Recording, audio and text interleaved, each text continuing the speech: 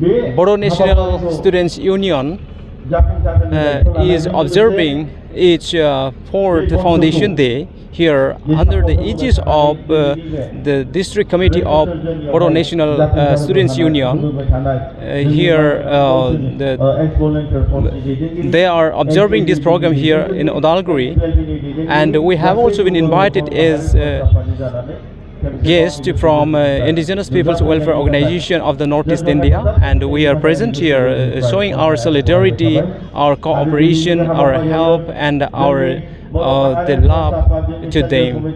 And we are always ready to cooperate with all the national organizations of Bodo people, and for the existence of Bodo people, and to save the land of the Bodo people from encroachers and from such aliens. I mean, those who are now occupying the lands of our Bodo land, to save the land and to save the nation. I mean, the Bodo community from all the surrounding the adversities, aggressions. We are always ready, and from Indigenous People's Welfare Organization, we have brought concept and vision to do many such works for the indigenous peoples of the Northeast.